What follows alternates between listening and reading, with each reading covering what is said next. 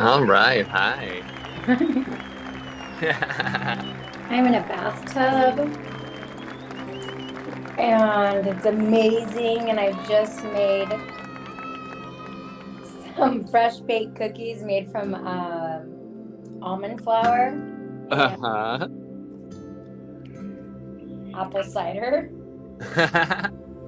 Really? Yeah, Apple cider yeah, and I was at the almond store. flour, huh?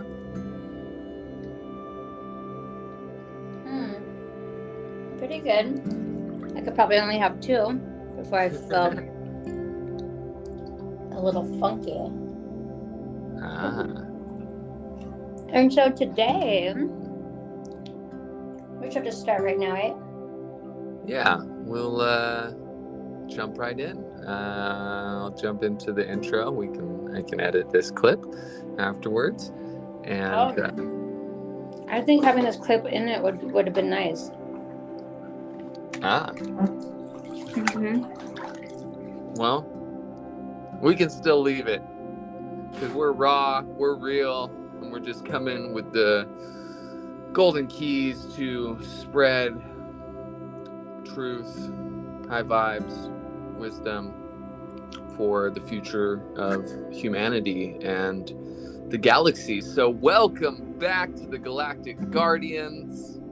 Welcome. I'm one of Hey, your fam. hosts, Tsunami Diamond, With your girl Megan. woo woo woo woo. And today we are going to be diving into rewiring the mind, which I feel is such a important thing to cover, because essentially we are all like, you could think of us like quantum computers running software and programs.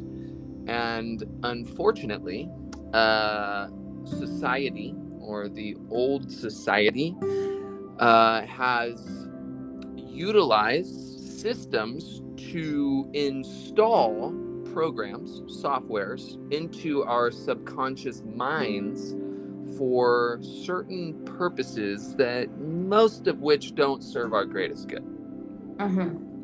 And a lot of us were unaware of this, though many of us are stepping into the realization of this, eh? Okay, tell me more, Sue.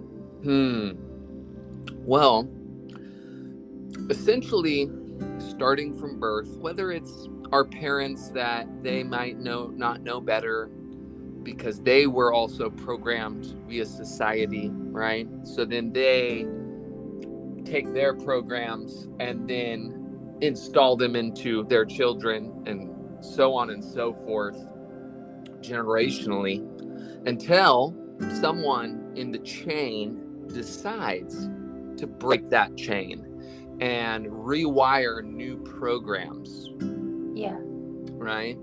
And then teach their children those new programs.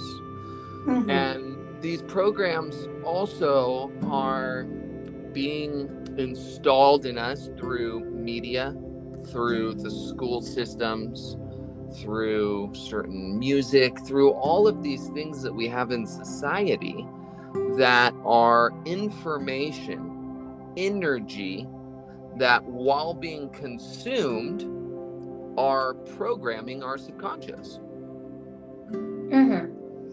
Okay, so then we understand, oh dang, this is how the human functions. Okay, so we kind of gotta take note of this and observe and shift the game, shift the way. Yeah, exactly. And I know you and I, over the course of our, let's say, awakening journey and what's brought us here today, we've had to go through these processes and put in the work and the dedication to both delete false programs that we don't want installed within our quantum computers of our subconscious. Totally. And to do the work to install new programs that serve our greatest good, that are at the highest of resonance for our heart and soul, right? So maybe you can share a bit about your journey of what you went through in that process. Sure. It started off with me observing. I was at the observing point where I was enjoying the creations I was creating, though I realized inside of me didn't feel fully satisfied. And inside I was playing tricks with my mind, and my mind was looping. And I was also playing sabotage games with my mind, and I wasn't being so nice to myself. And I had to ask myself, where did this come from? What's going on? What's going on? What is this? And I just started observing more. I started observing more and focusing on what feelings and thoughts would come forward. And I also started taking notes. Okay, my mind said this 30 times today. Okay, I looked at myself in the mirror and told myself I'm ugly and fat 12 times today.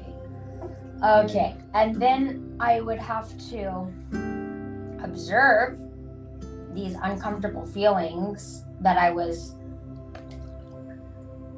clearly programmed with. Mm-hmm. And then I had to ask myself, am I really that? Is this really me? Mm. Do I really feel this way or think this way? Or do I really look like this? Mm-hmm. And a lot of the times the answer would be no. And then I would say, well, then why am I creating this? Because I keep creating this. Mm-hmm. And so observing was one of the first focal points of me figuring how to rewire myself out. Mm-hmm. And then from the observing point, I learned that all you have to really do is take some simple keys to elevate yourself. And that's through putting new programs, new beliefs, new affirmations into your being and into your subconscious mind. Mm-hmm. And when I found that key out, I realized that I needed to learn how to be consistent, because we've also created some sort of energy where it's not the easiest for us to be consistent past a week at times, and maybe even past a couple days. I mean, I used to always say, I'm going to go to the gym, and then 3 days later I'd stop. So then I realized I needed to learn how to gain strength on being consistent for any of this shifting to even happen. Mm-hmm. So I trained myself in being consistent. And I was shown that each day we wake is a full opportunity to simply just wake up and start over again. So if I mastered it the first day and started listening to new healthy affirmations, and I just kept my headphones in, and when I didn't listen to them, I took them out because the energy from headphones aren't good for our brain. And when I had patterns running in repeat, I would ask myself, is that really what you want? And then it was like another voice inside of me that would say, no, that's not. And then so I'd ask myself again, what do you really want? And then I'd create a greater vision, a greater feeling. And this is a massive, amazing tool to take on. And it changes your game rapidly. And so then when my mind also would play its fiddle with me and create uncomfortable feelings and be mean, I also knew instantly that there's a gift if I go straight to listening to affirmations. My mind will shift, it'll slow down, and it won't be so mean and grumpy with me. And so I used that as a tool. Mm-hmm. And I knew, okay, grab a handful of tools and go to them whenever this uncomfortable feeling or whenever this program comes forward that is not what you wish for or that is not you. go to a tool, which I also call golden keys. Go to a golden key. So we've got observing, and then using different words, asking yourself, talking to yourself, being homey with yourself. Like, yo, dude, did you really just say that? What do you really want? Really creating a friendship and a bond with these voices inside of you has totally been a massive power tool. And I used that. And I also used a great tool, which would be breathing. Just taking a pause and having 3 deep breaths. That would be a 7 count in, a pause at the top for 3, and a focus on the heart center, breathing out for however long it happens to breathe out. And I would do 3 of those, and that completely would reset my thoughts and also my being, my body. And it would create a more elevated vibration around me where I'd be like, oh, okay, here I am. Let's go. So breath is very powerful because it's the key of us. Conscious breathing. Conscious breathing. There is a lot of keys. Hit it on some keys, and then let me think of some more keys. Me? Yeah, you. Okay. You want me to go straight into the keys, or should I talk about what I went through? Oh, yeah. Talk about what you went through. Okay. Well, real quick, in regards to what you just shared, which I think is a lot of powerful stuff that can be put into use. Some things that came into mind. Well, one of your examples was in regards to like looking in the mirror and thinking those thoughts of beauty and how you need to look, right? And judging that, unfortunately in society, especially even more so with women, there's this like facade that's been placed upon society through fashion and entertainment and all this of how women need to look, right? Where it's, having to do with makeup and having to do with all of these fashion things, which I come from the fashion industry, used to be a celebrity hairstylist. So I really saw behind the veil of the process of, let's say, photo shoots, right? So the process of what happens when I see the model arriving to the photo shoot, okay, to then having a professional hairstylist and makeup artist, as well as wardrobe stylist, then styling them up, right? And the transformation that takes place there.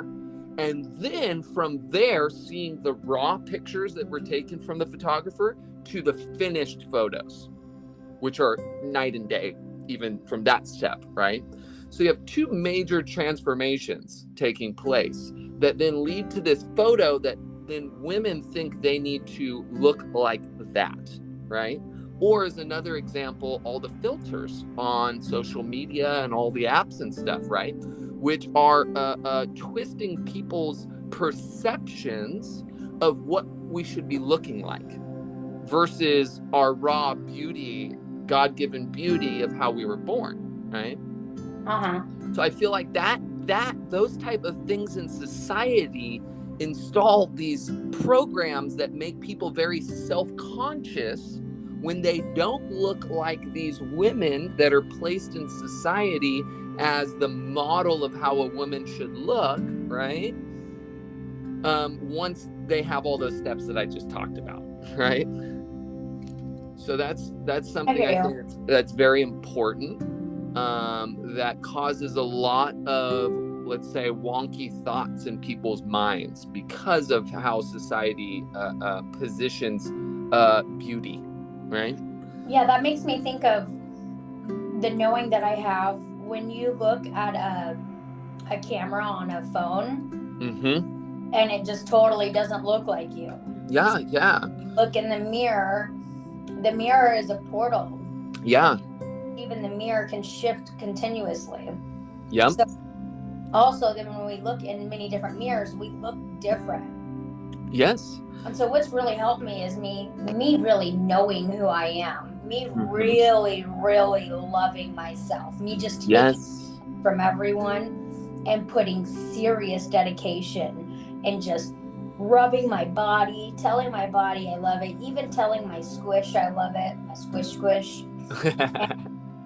and creating the model I want. Like if my arms didn't have muscle, then I would just breathe through my core up and down, and I'd visualize the design of muscle I want on my arm. And I just started then creating the design I wish for on my body. And it takes a little bit, 2 months, 3 months, or on.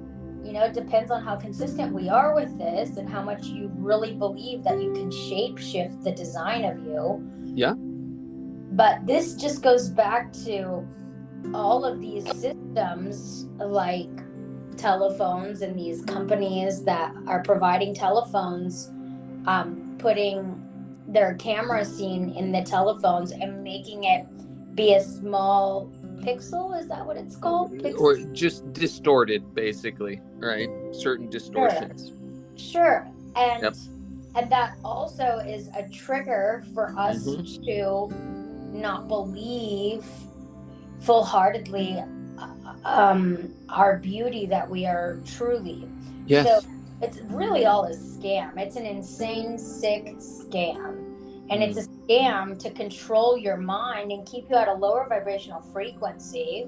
And these scammers, this agenda, which could also be a lower vibrational agenda or a dark agenda, is purposely placed here for us to go through this experience, but for us to be wise and figure out what these experiences are, not for us to stay small and to keep playing loops in our minds and create more chaos and disease for ourselves, but for us to rise and be intelligent, because we are intelligent beings. We are some of the coolest created beings in the whole planet, yet in the whole multiverse. It is a show. We are a show, and it's serious. So tell me more about your story, dude. Of your programs you had to add. Yeah, well, one last thing to add to that, what we were just talking about is the saying, beauty is in the eye of the beholder. Okay, so one person can look at one thing and think it's beautiful, and another person in a different state of mind could look at something and think it's ugly, right? Wonderful. So it all has to do with the state of mind of where you're at that time, because one person can look at trash and see God in trash, right? Or when you are... God, you mean energy? Well, seeing whatever you want to call it, I'm just saying, like, are you walking around in the day looking at everything you see and wonder, right? And magic and all that? Or are you in a state of mind where you're going around and looking at everything, critiquing everything, right? In more of a, let's say, negative mindset, So your current mindset depicts greatly upon how you perceive what you are seeing, right? It's why, I'll give you an example. When someone takes psychedelics, right? It can greatly change the perception of how you view what you're viewing, right? So, that's, and all of these things is all about the programs as well as the emotions, which is energy and motion, right? So, okay, going back and energy can just be shifted. It can. This is the fun part of it. Energy just needs direction. And energy could be of a density, or it could be of a frequency that is, I don't know what I'm saying. Yeah, I know where you're going. I know where you're going. So, So what did I need to say right there so that we could tell the people then? well, energy and emotions, us being emotional beings as humans, right? We are constantly dealing with all these different emotions, and also a lot of people, aside from rewiring the mind, I feel the other layer is rewiring also the body, because emotions, trauma, experiences that take place in our life are then stored in the body, in different areas of the body. Certain emotions are stored in different of the organs of the body. Different organs associate with different emotions, whether it's anger, whether it's fear, whether it's, these different emotions, right? Well, we don't just want to go with the lower agenda, anger and fear. No, or it's excitement, happiness, love, joy, right? Those type of things as well. Of course, right? Sue, just relax for a minute. I'm just gonna rewire that, and for the audience to see too. We have so many people that are speaking up and doing different flows, meditations or whatnot, speaking. And I've been really watching that a lot of people are starting out, if you're feeling this way, and they're creating, if you're feeling anger or fear, I'm going to show you how to change it. Like, most of the time when someone says that, I'm like, yo, I already bypassed that. Why don't you say, if you've elevated yourself, you're at your highest level of happiness right now, let's get to a higher level. Yeah, so you've bypassed that. Unfortunately, a lot of people in society still to this day with the masses have not bypassed that yet, unfortunately, which is why healing, trauma, body work, resetting, reprogramming the mind, these type of things are so important, right? Because not everyone's there yet. And there's ways to reset the body through massage, through body work, through neurological release, through plant medicines, through different ways where you can release old emotions, release old trauma, release old things. Because if you don't go through the process of doing that, then they can resurface later on. So it's very key to do the, let's say, deletion of the old, right? Deletion of these old programs, deletion of old emotions that are maybe stored in our body, that are stored in a certain area, that can be released. They can be released through tears. They can be released through different methods to no longer have them installed within our programs. Okay, so I'm all about the higher vibration and focusing on the good. I'm all about that, 100%. But to fully get to that point, there's certain healing and releasing and deleting that needs to take place with a lot of people. Not everyone, of course, but I think it's important to touch on that, and that'll just, I'll go into some of what I went through, which I've went through a lot of that, a lot of releasing, a lot of reprogramming of my mind. I mean, like 7, 8, 9 years ago, I don't remember when it was, that I really got like fully focused in, like, okay, I'm going to start mastering this. I'm going to really start reprogramming my subconscious and start installing new programs. I mean, I went through essentially brainwashing myself, where, I was listening to different self-help books, podcasts, meditations, affirmations, doing a lot of body work, going through all sorts of different trauma healing practices, doing lots of things to reactivate my mind.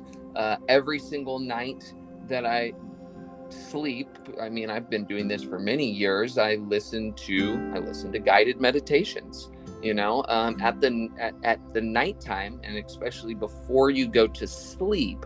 That is one of the most powerful times to be able to reprogram the subconscious mind, because the subconscious mind is really what's, for the most part, running the show.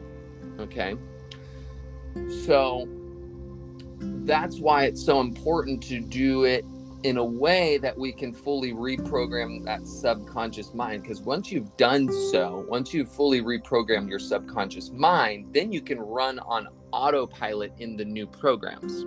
But unfortunately, if some people don't fully install, download, and all that of the new programs via the subconscious mind, then that's when cycles of repetition can come up where you start reverting back to the old programs. Yeah, I like that. Because when I figured out that we were playing a real serious game here, and that humans are actually superhuman, that there's multiple levels, at that moment I was basically just street smart, really street smart, and not book smart. So when I would read a book, or when I would listen to someone in a podcast or study wisdom, it would go through one ear and out the other. So I had to completely rewire myself and tell myself, I remember, I can understand. When someone's talking to me, I can understand. When I'm learning something, I can understand. I'm reading this book, I understand it. And the first book I ever read was by Deepak, The 7 Spiritual Laws of Success. Okay. And I'm in my late 20s reading my first full book. And that took me a great amount of time. I mean, each page I'd have to read a solid 3 times. And it just started with me rebuilding a belief, a vibration, a frequency into my being, that I'm gonna remember this. I'm gonna be able to take action, and I'm gonna be able to utilize the gifts in this book. Yep. And so I definitely actually started creating an activating school in the castle. And that's when I locked myself in the castle doors in my bed for months at a time. And I'm going on 5 years hardcore, activating myself hourly. I call it galactic activation, getting myself to the highest level of consciousness. I still do it 5 years in a row. And I still do 10+ hours a day. And when I first started this spiritual game of really understanding, all of these really cool ways, I started right when I would wake up before the sun comes up, and I'd go all the way till late night, and sometimes I'd even not even sleep, and I'd bypass my rest and go a whole nother day, just to drill this into my being, drill it in. And that's doing definitely what you were saying, Sue. I was constantly watching different channels. I was using Gaia. Gaia is amazing. They have great wisdom there, teaching us the truth. Though we also want you to check out Meg TV, which is now available on Roku and coming forward on Apple TV very, very soon. It's a conscious channel. There's a lot of wisdom there. It is free, yes. And the company is still dealing with a little bit of bugs here and there, but the point is that it is up, it is running, and there is still wisdom to be shared there.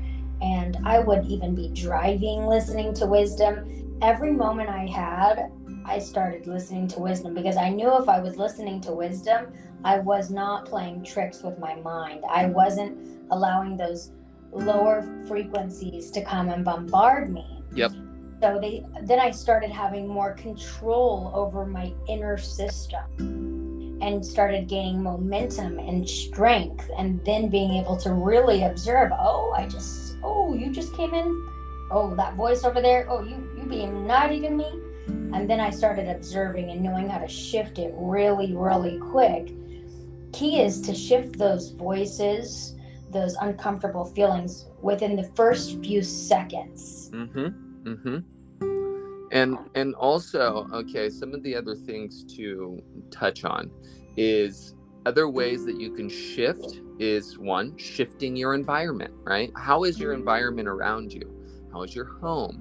How is your room? How are the people in your life, right? Some people might need to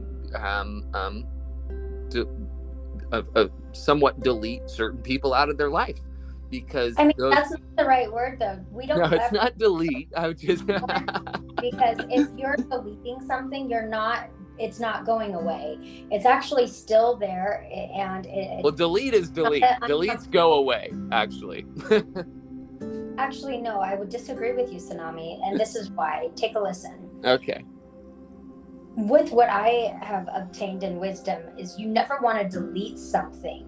The creation is the frequency of love. And so if you're just pushing something away and deleting it, then it still has a door to come forward in. But if you're actually giving whatever you want, not in your space anymore, grace and blessings, gratitude, and also learning how to go in deep. Like, why do I want this person, or why do I want to remove myself from doing this, and going in deeper with answers, and then understanding deeper, and then just breathing that in and taking in that love, like, okay, I'm going to be the bigger person, okay, and then creating your own pathway. That's the real key of being one with all energy, rather than just pushing it away. We can't just keep away. Release would, I think, be a better term than delete. Okay, release it from your field, because what happens with individuals, with places, with all these things, we create energetic cords and ties, right? So I'll give you a good example. When you create a strong energetic cord with an individual, maybe sometimes those thoughts or feelings or emotions running through you aren't even your emotions, but they're that other person that you have a strong energetic cord to, okay, as one example. And this is something that Joe Dispenza talks about, okay, in regards to like the placebo effect, and how to, or Tony Robbins talks about, shifting things, right? Shifting your location, where you are, your space, your this, your that, of how you can then release and then have an easier path towards reprogramming into a new way. Because sometimes we get stagnant in energy, and especially when we're in spaces that don't have proper feng shui, and there's stagnant energy and all of these things. Feng shui is important. By the way, if you need help with feng shui, I am a great feng shui artist, bringing in all of the elements. I would make your space a Zen oasis, no doubt. You would be in a heaven that you request. So if you seek to shift your space, just call your girl Meg. I'll come to you, I'll fly out to you, and I'll come design your space. That is my specialty, and it is life-changing and transformational to such a space like that. It's one of the most important things, is how is your space, right? Yeah. It really sets the tone of the vibration of your life, of how's your space, really important to have colors in your space. It's really important to have all of the elements in your space. It's important to understand about the corners and what corners bring you what type of energy. It's so important, dude. Feng Shui is a very important key for humanity to understand. Oh yes. So real quick, just because I brought it up in regards to the placebo effect, I want to touch on two things which have to do with what we're talking about: placebo effect and manifestation, right? So with the placebo effect, it's like, okay, we have such power to create existence with our mind, right? Sometimes people can create diseases because of thinking thoughts on, they might have a disease, what's the word for a hypochondriac, right? But also on the other flip side of that, what Joe Dispenza talks about in the placebo effect book, or what the placebo effect is, right? Being able to take a pill that you believe, oh my gosh, this pill, which is actually just a sugar pill, by taking it, it's going to do this, right? Or then leading to manifestation of the belief of, okay, this is what I'm going to manifest, and having full belief in that. That's how manifestation works. That's how we then start tuning into that frequency, because also, as we are like quantum computers, we are also very similar to like a radio, right? So the thoughts we think then lead to creating emotions, and which then lead to us being tuned in to a certain frequency, which you could think of as a channel on the radio, right? And when we are tuned into these different frequencies, then the law of attraction kicks in, and like attracts like.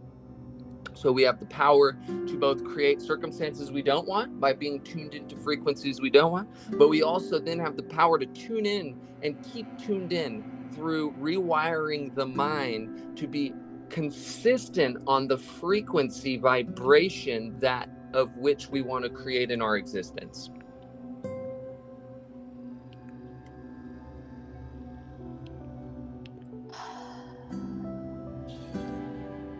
And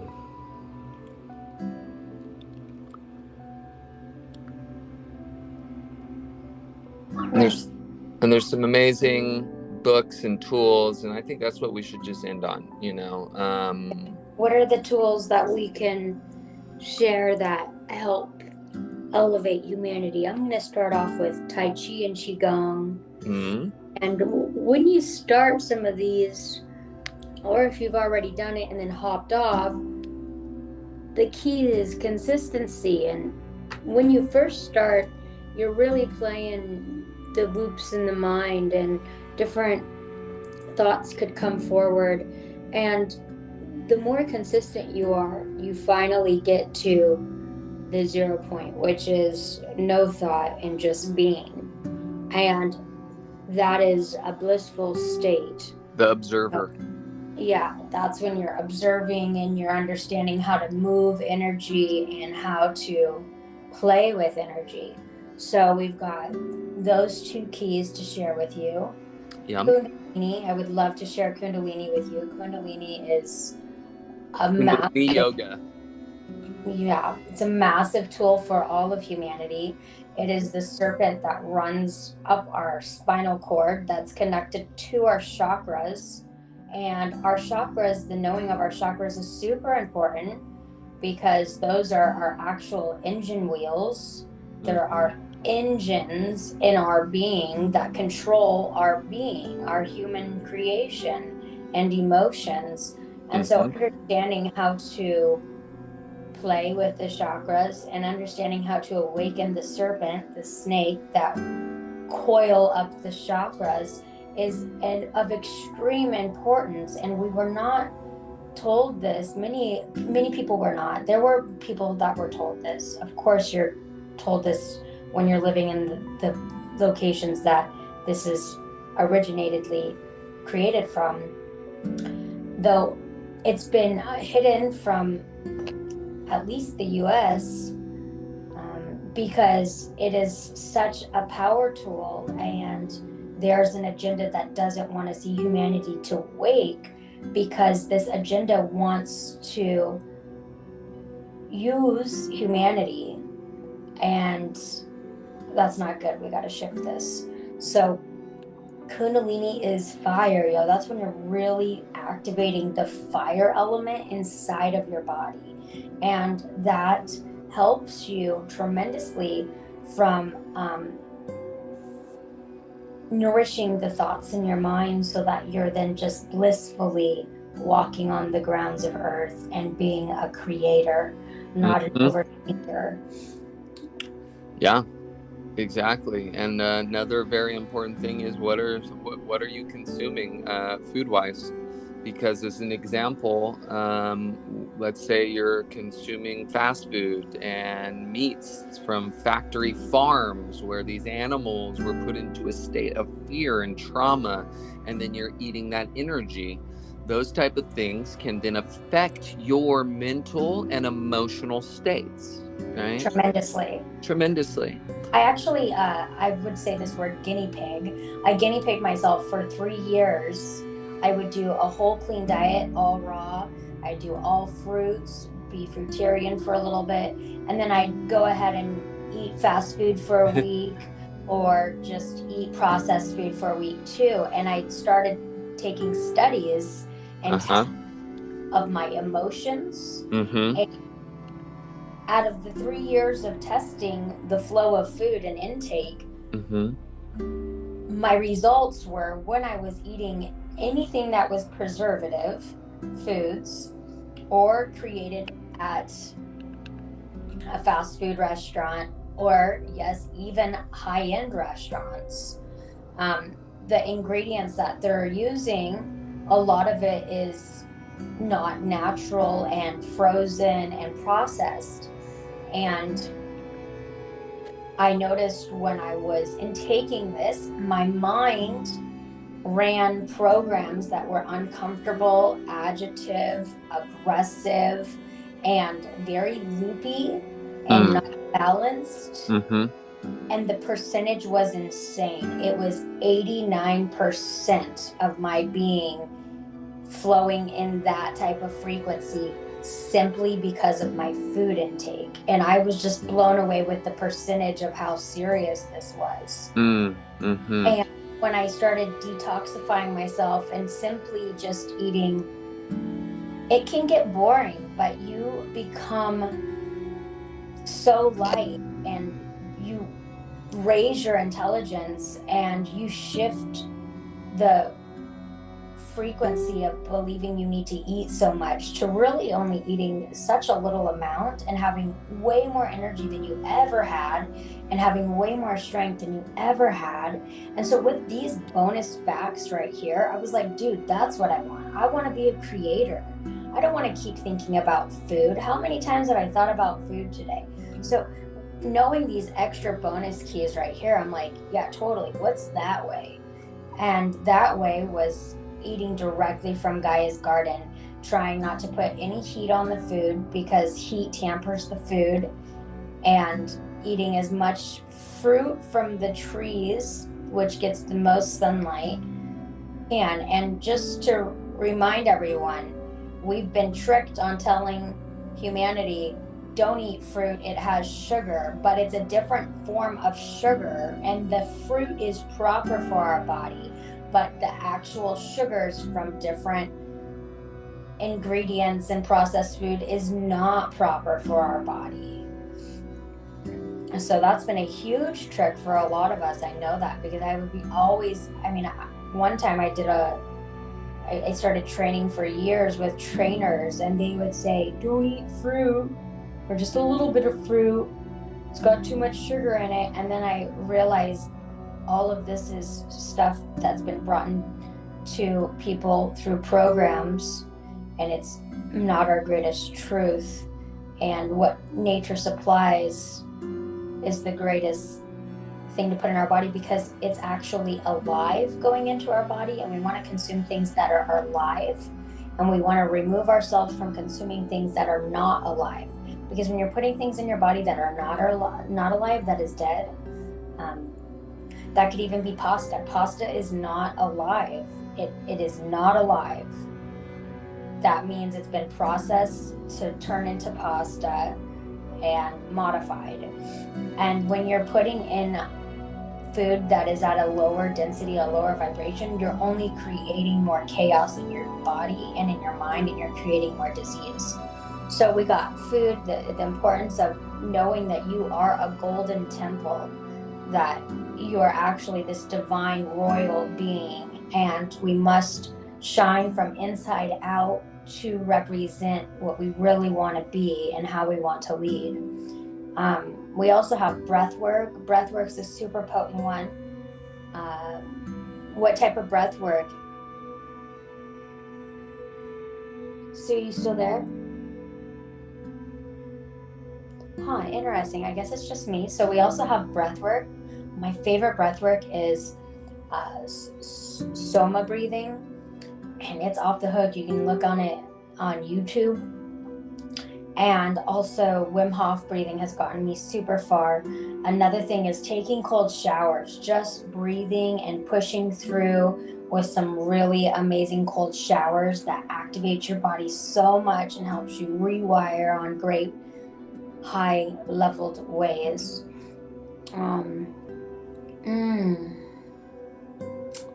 Yeah.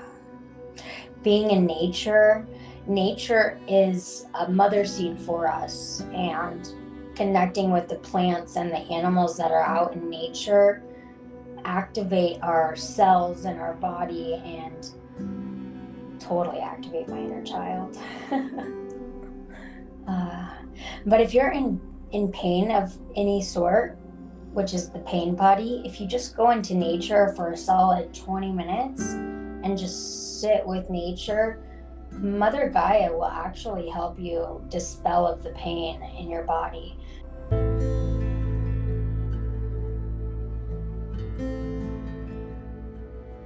Yes, exactly. And so sorry for blipping out for a moment there, but I'm back, and exactly what you were saying with nature and Gaia and how powerful she is to help heal us, align us, rewire us, to keep that connection with spirit and with earth and with our souls and with our bodies, which are all interconnected as one. What a fruitful episode. Such an important topic, which we'll most likely dive into more details of, more golden keys of things, how to rewire the mind, rewire the heart, rewire the body, rewire the emotions, to be in higher alignment with our divine nature, which we've been so disconnected in so many ways from, due to how society is in this modern day, and due to our disconnection from source, disconnection from nature, from wearing the shoes that we wear with the rubber soles that are blocking us from grounding and connecting to nature, to Gaia, to the frequencies and the Schumann resonance and all of these things that are all so important and all interconnected. So thank you so much for joining us on this episode of the Galactic Guardians. We love you all, and we hope you join us for the next episode as we keep diving deeper into the human story, into the highest timeline moving forward, and into more golden keys of how we can keep ascending our lives and the planet.